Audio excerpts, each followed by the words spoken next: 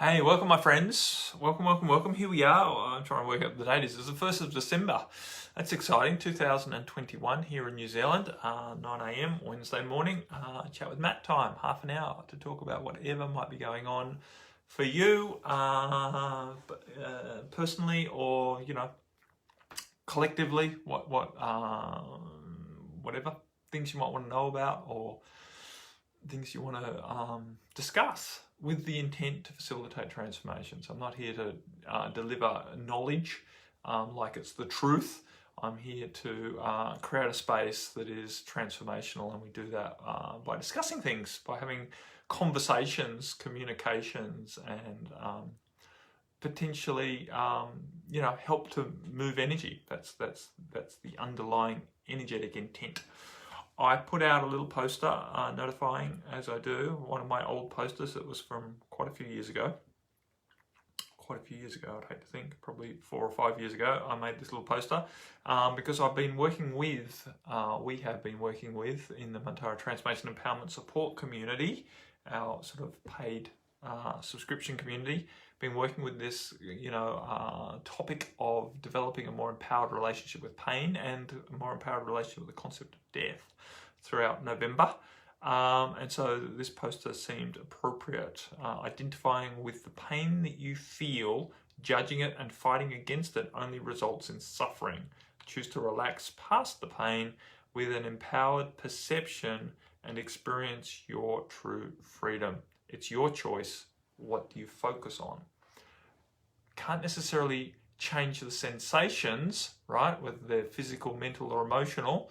Some of the people who are having the hardest time on this planet, it seems, are, experiencing ongoing pain, particularly physical pain. Like, it's really hard for people to focus beyond the physical pain, especially when it's chronic and especially when it's intense. People who are experiencing intense chronic pain, it's a very, very hard place to live a joyful, expansive, purposeful life from.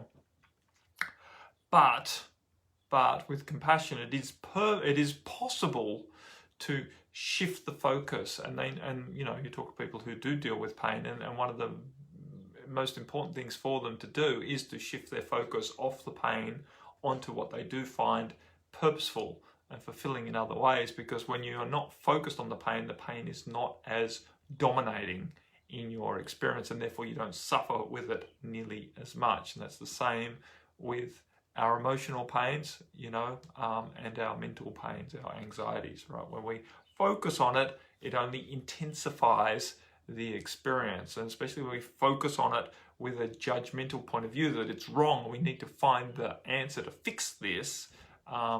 Generally that answer doesn't come. And yet when we relax and expand out, change our focal point, then the pain becomes less invasive, less, what's the other word that I want to use here? Influential in your life. And then, ironically, in many cases, the situation or the underlying foundation that's creating the painful experience starts to shift, and we see experience progress towards a more free state, a more balanced, comfortable equilibrium that is not so ravaged by the intensity of the sensation, whether a physical, mental, or emotional sensation that we call pain. So that was a little poster I put out. It is a really pertinent point. It's a very topical point right now, because this idea of what we're focusing on, the pain of the way society's going right now, doesn't matter what side of the quote-unquote fence you are on, the danger is that you get too blinkered into focusing on what you perceive is the problem, what you perceive is the cause of pain, when really the pain that's arising right now is a healing process. And the more that we can stay expansive to that potential, that the pain that we're feeling is not the wrongness, identifying what we perceive is the cause of the pain is not beneficial, but maintaining more of a focus on our intended outcome, and then balancing that by being willing to act in alignment with that outcome, is beneficial, right? So it's not about burying our head in our sand and pretending there's no problem. There are problems for all of us, challenges, but they are also opportunities to express ourselves in a way. Sorry, I am bouncing around a bit. I'm still living on a Swiss ball rather than a static chair. So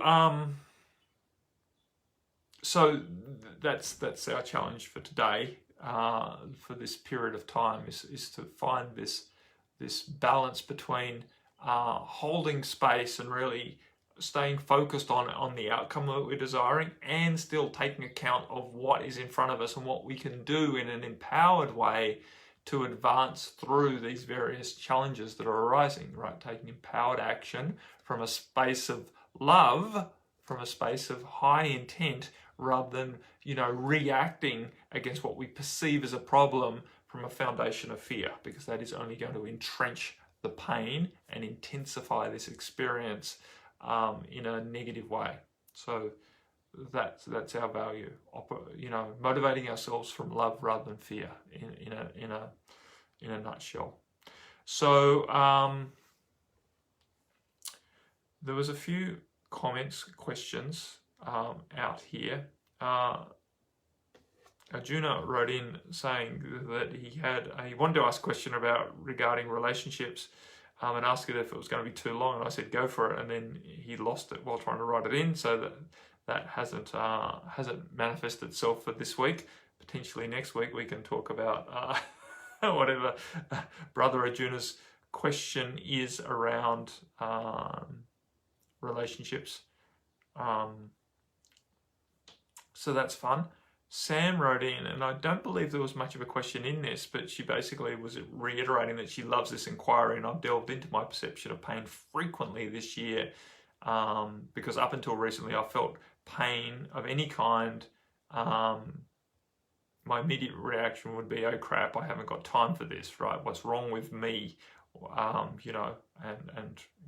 This pain is an alert that, something has gone terribly wrong. And while pain can be an alert that something has gone, amiss and needs, pain is a call for action. Pain is an attention getter, right? Sometimes, many times, the pain is predominantly an experience of what we are releasing, and there doesn't need to be a lot of problem solving with that, but more of an acceptance around it. So I see this pain, I accept this pain, I realize this pain is part of my past and I have carried it for a long time, and now I'm making conscious choice to allow it to leave. I'm making conscious choice to allow it to disintegrate out of our field, right? No longer integrated into who we believe ourselves to be, but disintegrating it so that it is now becomes separate from us, and we can thus let it go. Sister Sam, hello, saw your love heart pop up then. This is powerful stuff. This is very foundational transformation work, is to find acceptance around the discomfort. Good evening, Sister Sam. Very, very foundational and very, I don't like to use the word important. Oh yes, this is exactly what Susie just wrote. This is so important presently. If you feel it is becoming too intense, pull back, meditate, bring light and calm sets in again. I'm having to do that almost daily at the moment. Yeah, most of us, I'm doing it more than daily, right?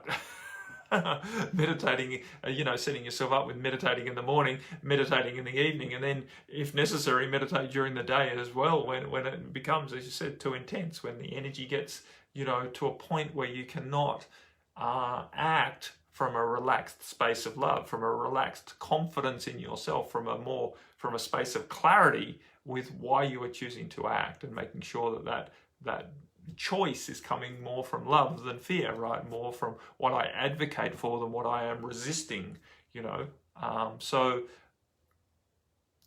exactly. We have to be willing to pull back and give ourselves space to process, and that can just be taking a couple of big breaths and maybe sighing, That's for me, that's my first go-to whenever I feel the level of stress building, whether that be a mental anxiety stress, or whether that be an emotional heaviness stress, or whether that be a sign of tension in my biology, in my physicality. First point of call is one deep breath and a sigh, and that gives space to ask the internal question: what's the best thing I can do right now? What would love do right now? And that might be take myself off for 10 minutes of meditation, put my headset on, go into I like to use my own track of my meditation ambience that has layered light language behind it, and just the sounds of waves washing over, which is very cleansing in itself, especially with all the intention that's layered behind it. Yeah, and as Susie said, we need to laugh more. Potentially taking yourself into an interaction where you can, inspire, allow yourself to see the humor in what is going on. Make fun of it, because laughter and crying are both very, very beneficial ways of shifting energy. Hey, Sister Lisa. Hey, Sister Kelly. And if you can laugh till you start crying, then that's the best. And crying until you start laughing is also good, but potentially laughing till you cry is better. Not wanting to put things in hierarchical order, but allowing energy to shift is beneficial, particularly when it comes to dealing with the intensity of the quote-unquote pain we're experiencing right now. And that pain is not just physical pain. That pain is not just emotional standard pain, but this feeling of having our rights or the ability to really enjoy life, our freedom taken away from us and whatever. And again, not just in the classic idea of, the mandates are wrong. A lot of people believe that, compulsory vaccination is, vaccination, injection, whatever we want to call it, is an appropriate way forward. But nevertheless, they're feeling a lack of freedom right now, and it's frustrating, and it's painful. It's painful. Awesome. Sam wrote that Rich and I laughed till we cried earlier this evening. It was awesome.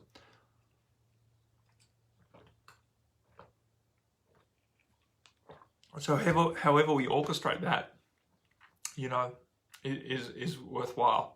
Don't make yourself wrong if you have to invest time in watching some comedy, on your computer or whatever, however you get there, however you find that opportunity to laugh and to shift the energy and to get out of the contraction of how serious this situation is, right? Because seriousness really doesn't help. And I know a lot of people get upset when you make light of a situation that is inspiring so much pain and so much suffering around the world, but you're not really honoring the situation, and you're not really honoring the people who are suffering through it when you contract into seriousness. You're not. You think you are. You think that's being responsible. You think that's being appropriate, but really you're not helping the situation. You're intensifying the situation when you're focusing on it as if it is a problem, as opposed to choosing to make light of it, quote unquote, pun intended, make light of it and laugh. Right? Laugh in the face of the shit that's going down around you is a very empowered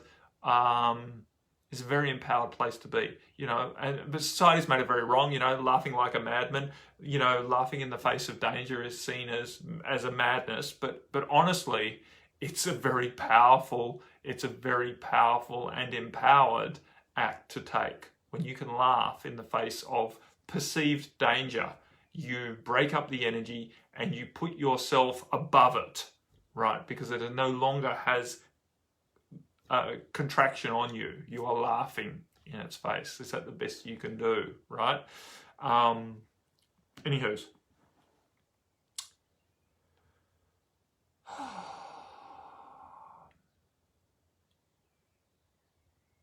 Yeah, so Sister Christina wrote in, having gone round and round in circles for so many years, dealing with the same pain again and again, but at deeper levels, I now see pain as something I can simply climb, right? Which is basically our, expression of expand out of it.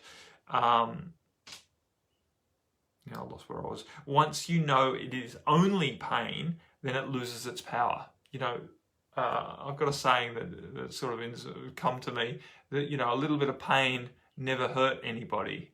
And while at first you think, well, that's stupid, pain is hurt, it kind of just puts pain back in perspective. You know, pain is not necessarily damage. This is where people, you know, get a little bit confused. They feel pain on some level and they turn it into a big fat wrongness, as if it's somehow damaged, that they are damaged, or this is damaging, or you know, something is fundamentally wrong. This is somehow taking away their opportunity to be purposeful in the world, or taking away their opportunity to have fun, right? To live joyfully. Oh, I'm feeling pain, therefore, you know, oh, it's raining on Saturday type mentality. You know, this is not fair. This is damaging in some way. I am now damaged because I'm feeling this pain. Pain isn't that. Pain is just can be just a fleeting sensation, but nevertheless, it is a sensation, and it is, pain itself is very arbitrary, you know, individual as to what pain is. You know, for some it's a mild discomfort, for others, you know, it's intense, you know, distraction from the world.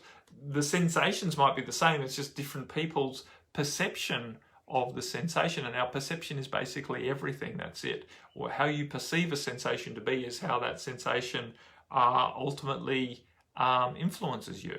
So that's important. Anyway, let's get on to Jen's question, because it is actually a question, as opposed to dancing in, and not that it's wrong that we've been dancing in this concept of pain and facilitating transformation around it. But let's talk a little bit more about what Jen wrote in, which is, I'm curious how you balancing following intuitive flow of life, allow yourself to be pulled in whatever direction source is calling you, versus staying focused on your bigger intentions. Yeah, so I truly believe that my most powerful intent, the intentions that have been inspired by Source, my higher self, are being orchestrated by said Source. So the flow is always in my belief system. This is my belief system, and my belief system works for me, so that's why I'm sharing it with you. I'm not saying this is the absolute truth, because it's not. As I just said, what you believe, or how you perceive the sensation, is how it influences you. It's the same. How you structure your beliefs is how you live your life, and that is what influences your life. So for me, I believe that Source is always helping me flow in the direction of achieving my biggest intentions, even when I don't understand how that might be. So I'm being pulled by Source, the flow of life, into various opportunities to express myself and do various things. All of that is leading to preparatory steps, clearing away energies, giving me the opportunity to expand myself into the energetic vessel, the energetic manifestation of what is required to achieve my biggest intents, my biggest intentions. So I don't see it as a verse. It's all working for me, and that's how I hold it in my space, right? So I don't see it as, should I follow Source right now and flow in this direction, or do I need to pull back and focus on my intent? No, Source is always taking me in the direction of my intent, right? Because I don't know. This little intellect that we perceive as in our head, our brain, and our mental field around us doesn't know how to achieve my biggest intents. If I was to think I knew that and I had to follow A, B, C, D down the line of the steps that's required to meet my big intentions, I am in delusion, because there's so much more going on. These big intentions for me to express myself in the most expansive way on the planet and achieve things that I perceive as beneficially influential on this planet is so complex in its entanglements with what I need to release from my past, right? What's my past life influences and various resistances and influences in my field that are limiting me from doing that. Because if it was easy for me to step into achieving these intentions, then I would already have done it, because I certainly have enough passion to do it, right? I certainly have enough intent to achieve these intentions. But the truth is, I can't do it easily, so that I now have to allow life to flow me through a state of releasing all of this stuff. Hey, Sister Jill, releasing all of this stuff so that those intentions can more effectively come to fruition through my hard work, right? Through my hard work and my ability to allow source to flow, right? To allow myself to follow my intuitions in moments, to follow opportunities that arise right now. Even though it might look like a distraction, I trust. The more that I trust that I am being flowed into situations that help me achieve my biggest intent, then the more that that functions, right? The more that that functions. So that's how I deal with that, right? That's how I quote unquote balance it. I don't try and assign, right, I'm allowed to spend 30% of the time flowing with what the universe presents, and 70% of the time I have to spend, focused on my big intentions and working towards them diligently and with serious outlook, because that shit doesn't work, right? Let life flow you to achieving your intent, even though you're not sure how that's going to go, even though it looks like through your intellectual mind that you've been distracted and you're now off on some other path, some other wayward journey, etc., etc. The more that you trust that that wayward journey is leading you towards your intended outcome, the more that it will. That's the point. You have to be willing to believe that that's happening for it to happen. If you're always questioning, I'm not sure if this is going to happen, then by and large, your questioning state will be what manifests, right? A wishy-washy thing. We have to be sure of this stuff. And, it's not, well, it kind of is cocksure, but it's not sure of that it's going to unfold in any particular way, but that the intent will be met. And fortunately for me, my biggest intents are rather broad in scope. I'm not intent on doing anything specifically with specific numbers and specific outcomes. It's my biggest intentions around, being expansively purposeful on this planet from a space of joy, not sacrifice, right, etc., etc. That type of intent is what's important to me, as opposed to, building my tribe to 1,008, participants, etc., etc., and earning this amount of money. All that doesn't matter. That really doesn't matter to me. So that helps too, not to be, my biggest intentions are not so goal orientated specific, but more energetically specific to how I wish to be in this world, to be that expression of expansive, authentic confidence in the world, to be my light in an influential way. Sister Emily Rose, good morning. Good. Your part of the world. Yes, I like it. Being sure of the structure allows the freedom to be dynamic in real time. Yeah, exactly. Because we have to be sure of a structure that is beyond our logical mind structure, right? A more divine structure, that things are following an organic pathway through multi-dimensional space to achieve our outcome, and we don't need to stay rigid to following a plan to meet our intent.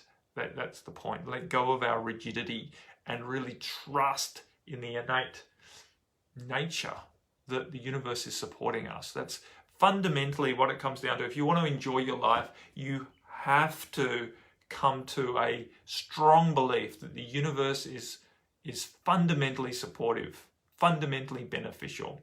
And a lot of people say, well, how can you be sure? You can't be sure. It doesn't matter. There is no sure. It's your belief. And if it's your belief, then that is sure for you. That's the point, right? And I know people say, oh yeah, but others believe that the earth is flat.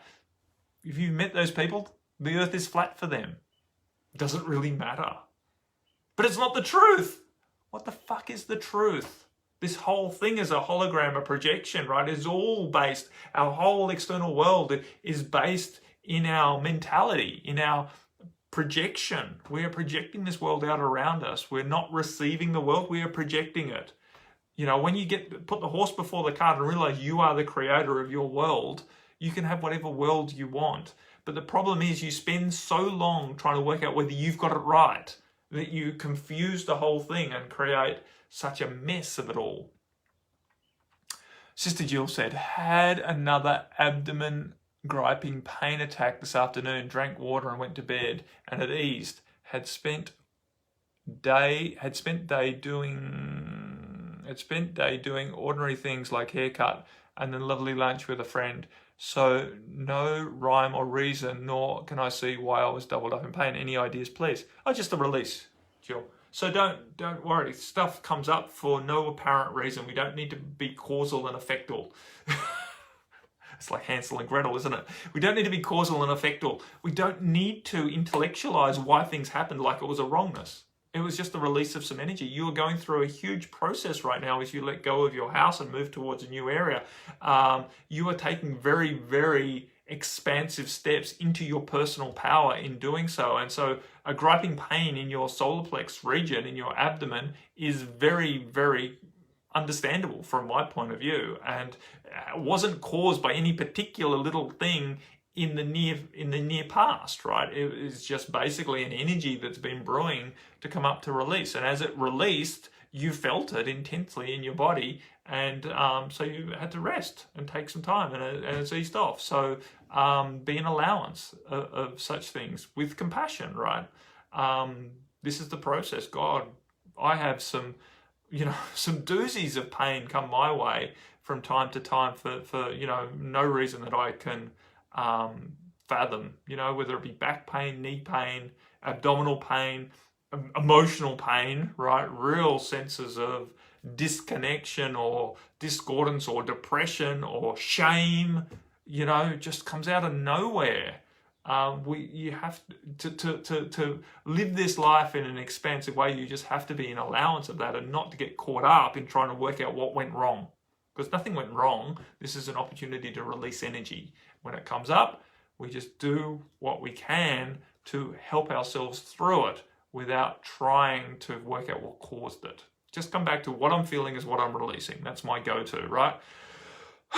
What I'm feeling is what I'm releasing. How do I best progress through this? What would love do now? Yeah, if it's go to bed, go to bed. If it's, take some Panadol, take some Panadol. Whatever it might be, open yourself up to taking loving action towards helping you through the experience of releasing what you've been carrying for potentially lifetimes. Because it's happening a lot right now. The energy that we're existing is so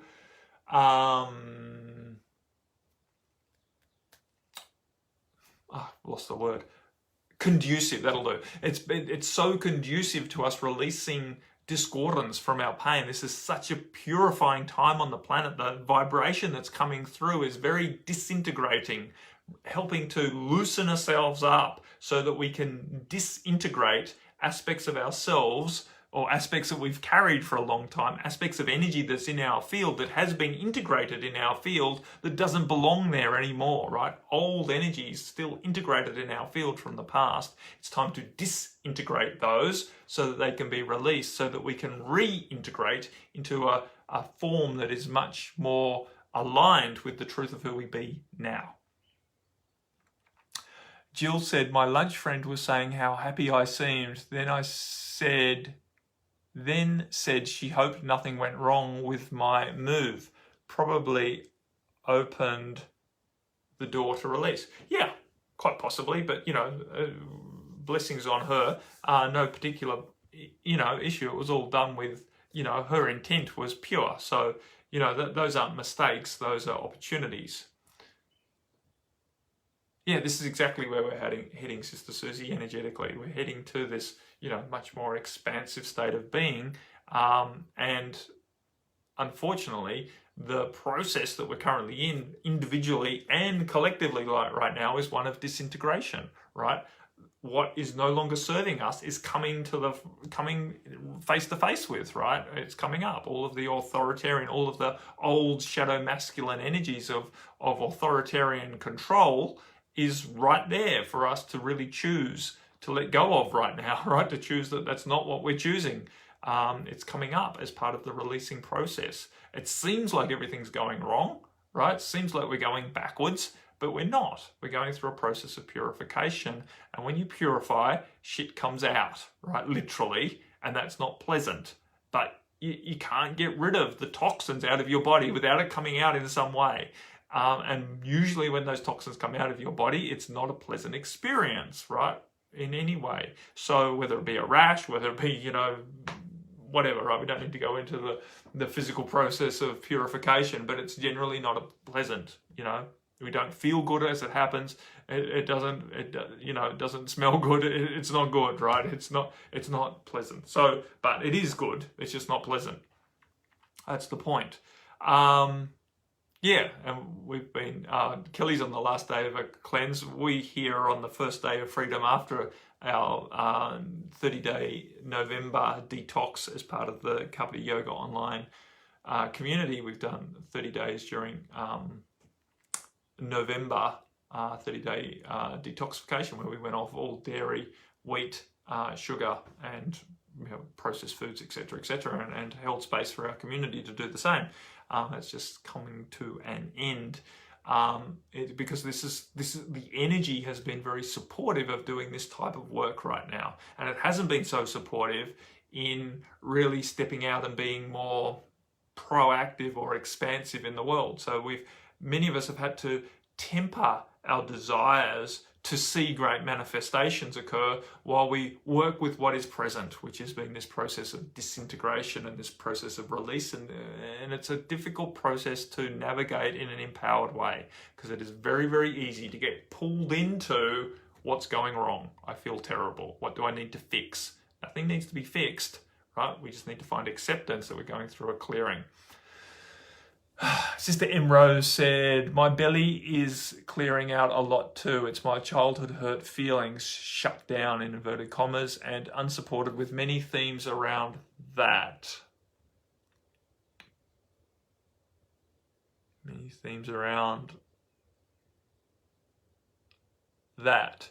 My diaphragm has locked up in place. Apparently I've been breathing entirely with peripheral muscles in neck and shoulders. I had a chiro adjust yesterday and now my diaphragm is in action. Woohoo. She said it will take a bit for my body to repattern, so I'm happy for the process. Yes, really, really beneficial. And because that diaphragm working stimulates our solar plexus, right? This is, when we can breathe deep, it fundamentally changes our whole state of biological being, right? It heavily influences, when our diaphragm is working, it heavily influences our stress response in a positive way, right? It turns on the rest and digest response and helps to minimize and release the fight, flight, freeze, fawn response. I always get mixed up which one's parasympathetic and which one's sympathetic, so I try not to go there. But that's the point, right? I do know the terms, I just get mixed up which one's which, because I'm dyslexic. I have an excuse. I'll have an excuse. But it doesn't matter. That's not the point, right? I don't need to prove my superior knowledge by using the correct term. But we know the idea. The diaphragm is really important to energetically pump the energy into our solar plexus and to distribute the energy from our solar plexus out through our being. So when we breathe through our belly, we relax and we empower ourselves. Right? Relaxation is not a loss of power. It's not a passive state. Relaxation is the absence of stress and contraction, which is an empowered state, which allows us to act with clarity and with conviction. That's the point, right? And we've been railroaded from that. This kind of a conspiracy, right? Breathing together idea that has taken us out of this idea that when we relax, we get inert and we don't do anything, and it's a wrongness, and we should be stressed to achieve things, right? Stressed people achieve things. When they're under pressure, they work better. It's bullshit, right? And it has railroaded us from achieving things that are intuitionally guided, right? Internally guided, because we only achieve things when we're stressed out, under pressure, from the mind, doing what we're told, right? We revert back to rules when we're under stress. When we relax, because our diaphragm is working and we're centered in our energy and we're out of our head and more in our heart and our gut, then we can still be very, very, very productive, but we do so with more intuition, more heart, more deeper alignment. And that is what is so beneficial. And it's why we always are emphasizing first step, relax, right? That's not stop doing shit. That is get out of your stress state, right? Breathe into your belly, release the chemicals that are influencing you to get too cerebral, too sensational, right? In your senses, looking for danger, and back into your core where you can be influenced more innately into acting in ways that is going to result in a good outcome. Here we go.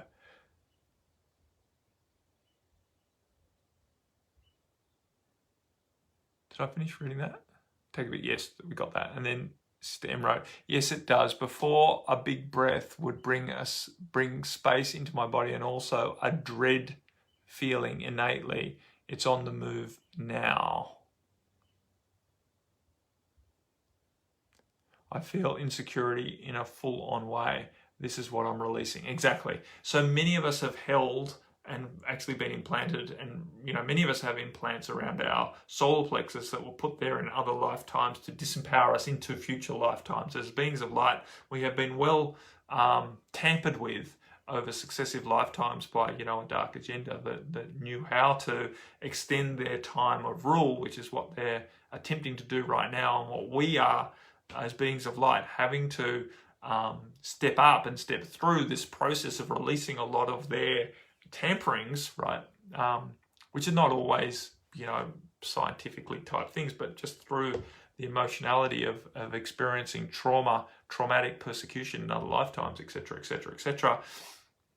So, being mindful that as we do choose to breathe into our belly, we do stimulate a lot of trauma to arise, to release, and it's not always, actually, it's very rarely a comfortable experience to get into the habit of breathing back into our belly and re-establishing that power center. It feels dangerous. It feels dangerous to reignite the power that we be, because we've been programmed to believe that we can't be trusted. We've been programmed to believe it's inappropriate. We've had experiences of when we were in our power in other lifetimes that we got heavily persecuted and punished for doing so. So, it's understandable that this is a difficult process, but it is also a very necessary process.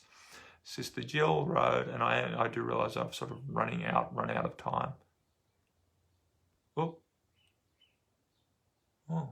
that's interesting. I've got to a completely different page where it's easier to read the things. Wonder if that's new. Anyway, Jill wrote, Emily Rose, yes, Dr. Google suggested a stuck diaphragm involved for me too.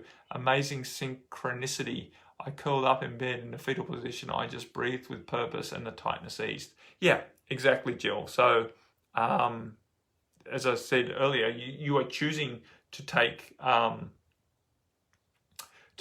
big steps forward in an empowered way, and that will be bringing up what needs to release out of your power center, and that will come up as potentially, breathing issues or digestive issues or, pains, cramps, etc. in that area. Very normal. So just be an allowance. Don't get caught in expectations that it should be that way. Just be an allowance of how it is. Sister M said, yin yoga has been good when it's very active. Jill. Oh yeah, when your diaphragm's really uncomfortable, yin yoga, which is basically to, use postures in a sort of more of a passive way, a long-held postural way to create space in the body energetically and physically. I do it with a space to just breathe through the tightness, and it brings heaps of feelings. I often cry, but then I feel loads better and it keeps moving along. Exactly. So yeah, moving our bodies is always beneficial. Some people really appreciate, more vigorous movement. Some people really appreciate the slower movement. But but allowing our bodies to stretch and to move through ranges of available motion is always beneficial for shifting energy. If you're feeling discordant, if you're feeling depressed, if you're feeling angry, if you're feeling guilty, one of the best things you can do is move. Whatever that is for you, whether that's get on your bike and go for a bike ride somewhere where you can get some fresh air, or whether that's be, Tai Chi, Qigong, yoga, etc., or whether that be dancing or something like that's fun and somehow uplifting, right? Put on some music, jump around, do whatever's required. Some people do, I know Kelly does a process where she shakes. She just literally lets her body, induces a state where she shakes out the tension, right, to create more space. The shaking actually is a form of vibration, just like the light language is a different form of allowing vibration to work its magic through the biology. So, there's all sorts of options, and everyone will have,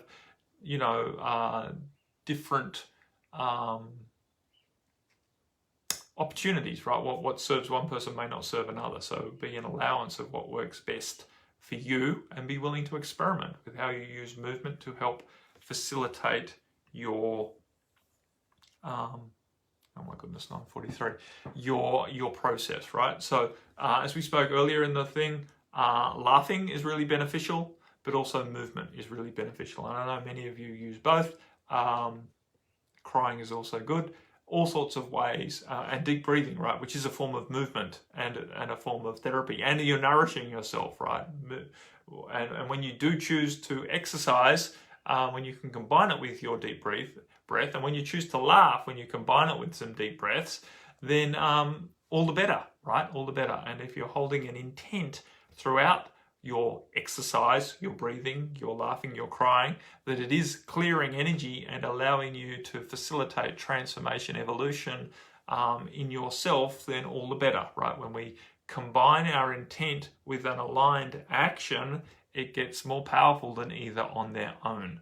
So that is what we like to do. We take breaths with an intent to release. We take breaths with an intent to align. We do movement. We go for a walk with the intent to let go of what's holding us back and to create space for what we're trying to achieve.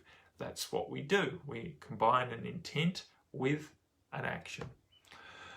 Awesome. Awesome. Thank you, Jill. Thank you all. That will do us for a chat with Matt for today. 1st of December here in New Zealand. I don't know if I put the date on at the start. I get confused whether I do or didn't, because I just did a call straight before this. But anyway, here we are. Enjoy. Much love. If you have any questions, comments or concerns, we will be back next week to give you more. If you want to join our transformational group, we are working with the energy of disintegration this month. You are welcome to join that. It is only $1 for the first month, and then $33 New Zealand, which is about 25 odd. Might be a little less. I think it's a little less at this stage. I think the exchange rates come back more like $22, $23 US per month. And you can leave at any time. There's no contracted arrangement that you have to stay. So it's basically $1 to trial it for a month. You can reach out, and I'll give you the link to the sales page, and you can check it all out, what you get for that reasonably low investment rate. In my opinion, very good value. We are here to serve you. If you want some private work, reach out. We can hook you up with that as well. It's all there on the Montara website under shop or store or whatever it's called.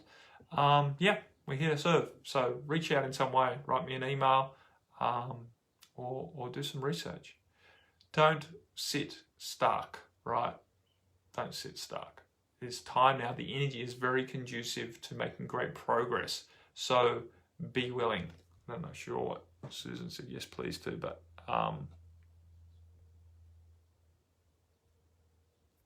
all good. But yeah, reach out if you want some help. Much love, my friends. Bye for now. Namaste. Go well. Keep your chin up. Keep smiling, and don't make it all too serious. I know it looks serious out there. I know. do the actions that feel appropriate. You know, like I've just got on my list today, I'm going to write a letter to all of my counsellors here, because we're choosing to work on a local body level, because obviously top-down approach is not working. It's going to be a grassroots movement. We've already got a huge movement starting to happen in the public, and now the next level is to involve our counsellors, right, in our local district, and talk to them about why we don't want to live in a discriminatory state with these vaccine passports, etc., so that they can choose to take action on their level as to how to minimize the impact of this, and that will grow, right? So we're growing from the grassroots out. Education campaign to our fellow citizens, and now working into local body politics, as opposed to focusing on the top down, which is where the problem is perceived to be. But the solution, right, is not there. The solution is back down here with us and growing from the bottom up. So I will send you the link to that. I'll basically post it here, the link to the Montaro Transformation Empowerment Support Community. I'll put it in up above this if you're watching the replay, and if you're watching live, then it'll be up above in about 10 or 15 minutes. It usually takes me a while to write the synopsis of what I just talked about, because the point is, when I finish this, I've forgotten. So yeah, awesome, Jill. So yeah, that is the hey, Sister Christina. So yeah, that's the way that we're choosing to move forward over here in New Zealand, at least in our area. We are we've set up a meeting with our mayor of our local region, and we are all busy writing letters to our councillors individually, expressing our desires and our concerns about what is being mandated from above, so that yeah, we can start to bring them on board and grow the solution from the bottom up, as opposed to thinking that we should attack the top to try and change the top. That's not working. We're seeing that that's not working. So we have to create the groundswell of dissent, of non-compliance from bottom up. So yeah, it takes work though.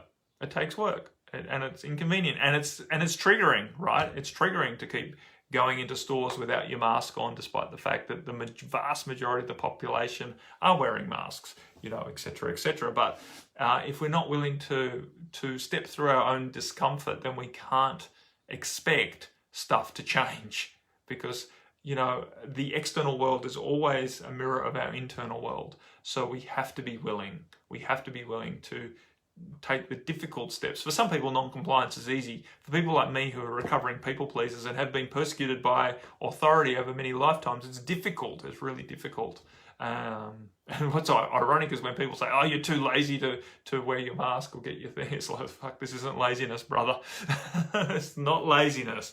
This is a huge act of intent to manage to do this, because it'd be much easier to just put the mask on and go and do it, right?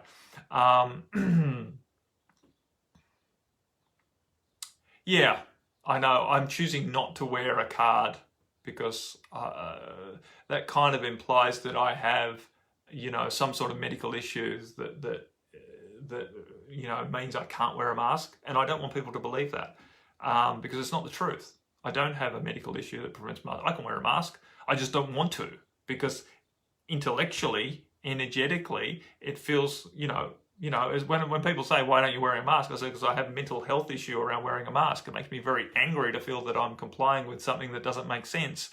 That's the truth, right? That's the truth. So that's the reason I'm choosing not to wear a mask, because, I have critical thinking, and I can see where mask wearing is leading us to. It's leading us into mandatory vaccination, and into vaccine passports, and into a social credit system, and authoritarian, full control of our society. So, yeah, and that's appropriate, Christine. If you need to avoid a fine, then let's not give them any more money. Anywho, my friends, a little rant on the end of this chat with Matt. Much, much love. Namaste. Speak to you again next week. If not before, always feel free. You can reach out. Bye for now. Bye-bye.